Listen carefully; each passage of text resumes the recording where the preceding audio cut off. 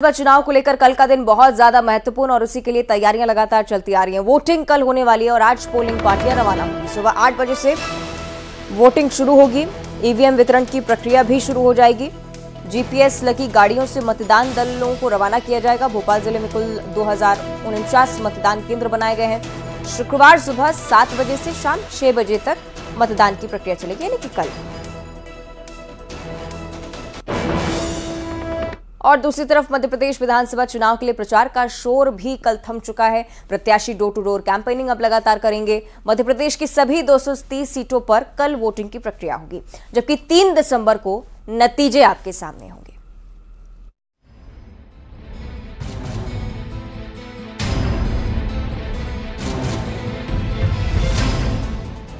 मध्य प्रदेश में चुनाव प्रचार थम गया है।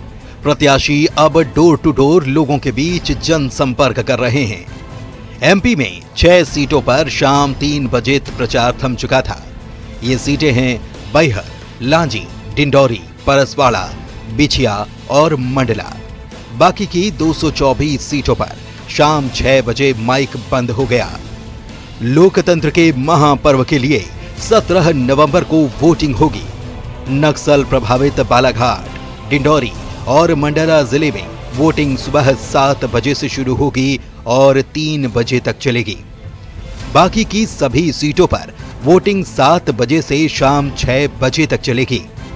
बीजेपी और कांग्रेस ने सभी 230 सीटों पर अपने उम्मीदवार उतारे हैं। ऐसे में कुल 2534 उम्मीदवार हैं जो इस बार विधानसभा चुनाव में अपनी किस्मत आजमा रहे हैं। वोटर्स की बात करें तो राज्य में मतदाताओं की कुल संख्या 5,61,36,229 है, जिनमें 75,304 सर्विस वोटर्स शामिल हैं। सामान्य मतदाताओं की संख्या 5,60,60,925 है, जिनमें से 2,88,25,607 पुरुष मतदाता तो 2,72,33,945 महिला मतदाता हैं। वहीं थर्ड जेंडर के वोटर्स की संख्या 1,373 है। कुल 230 सीटों पर मतदान के लिए चुनाव आयोग ने भी कमर कस ली है। प्रदेश में कुल 64,523 बूथ बनाए गए हैं।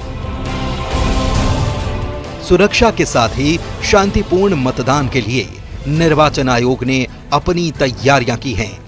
वोटिंग के दौरान किसी तरह की कोई गड़बड़ी न हो, इस लिहाज से जिला प्रशासन को सतर्क रहने के लिए कहा गया है। तो प्रचार खत्म हो चुका है और बारी वोटर्स की है, जो 17 नवंबर को महापर्व के महाकुंड में अपनी आहुति देंगे, जबकि 3 दिसंबर को नतीजे आ जाएंगे। Bureau report, news 18।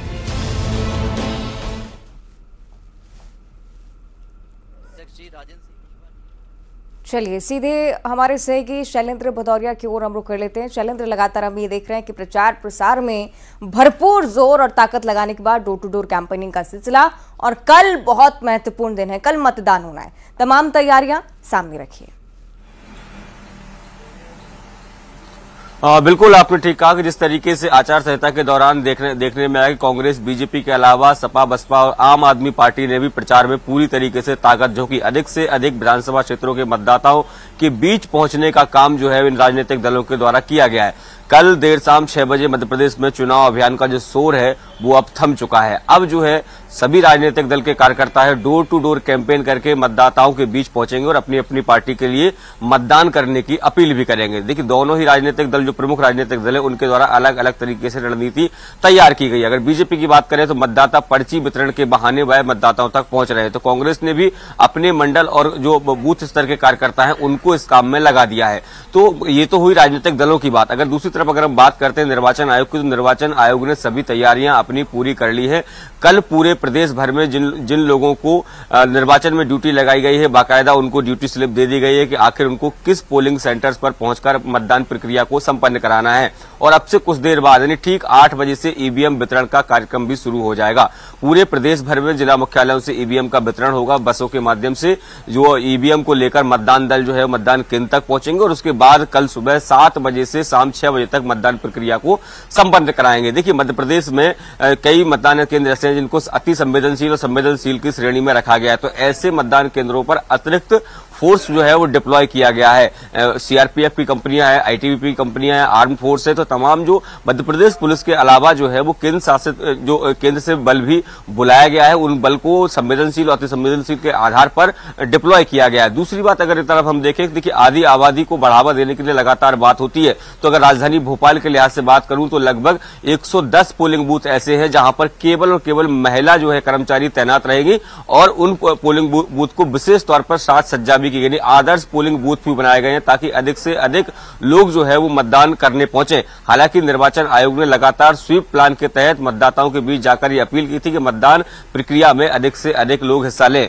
तो अब जब कल सुबह मतदान प्रक्रिया शुरू होनी है और आज से ईवीएम वितरण होगा और कार्यकर्ता जो है वो घर घर जाके लोगों से अपील करेंगे कि अधिक से अधिक मतदान मध्य प्रदेश में हो। जी, ये तमाम चीजें जो कि निश्चित तौर पर केंद्र रहेंगी इस चीज का कि किस प्रकार से तैयारियां चल रही हैं, लेकिन कल लोकतंत्र का महापर्व है शैलेंद्र। मुझे लगता है कि फोकस चुनाव आयोग का भी इसी बात पर होगा कि 2018 जहां पर लगभग 75% की वोटिंग ही हुई थी, इस बार ये आंकड़ा बढ़े, ये प्रयास निश्चित तौर पर होने वाला है।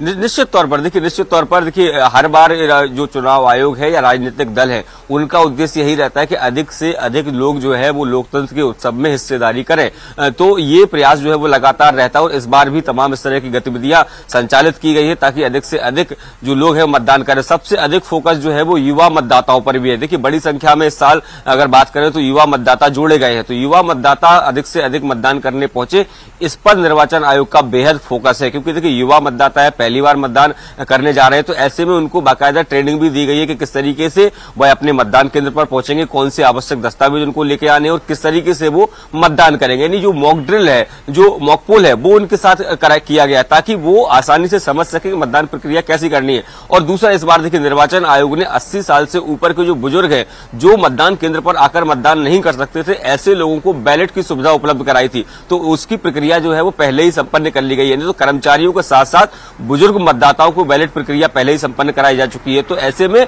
हर आयु वर्ग के मतदाताओं को ध्यान में रखते हुए जो है निर्वाचन आयोग ने इस बार पूरी प्रक्रिया को अंजाम दिया है। और निश्चित तौर पर जिस तरीके से जिस बात का आपने जिक्र किया कि भले ही 2018 में 75% मतदान हुआ था, उम्मीद है कि इस बार उस मतदान प्रतिशत को बढ़ाने में मध्य प्रदेश के लोग बढ़ चढ़कर हिस्सा लेंगे। जी, यही अपील न्यूज 18 भी करता है कि मतदान के इस महापर्व में जरूर अपनी आहुति दें। बहुत शुक्रिया आपका फिलहाल शैलेंद्र पूरी जानकारी साझा करने के लिए। तो इस तरह से हमारे सहयोगी शैलेंद्र इस बात का जिक्र कर रहे हैं कि लगातार ये प्रक्रिया चलती जा रही है और तमाम तैयारियां लगातार की जा रही हैं। लोकतंत्र के महापर्व में आहुति देने का सिलसिला सुबह 7 बजे से शुरू हो जाएगा, कल आपको ये भी बताएं। लेकिन क्या आपको ये जानकारी है कि हर चुनाव से पहले इसी प्रकार की तैयारियां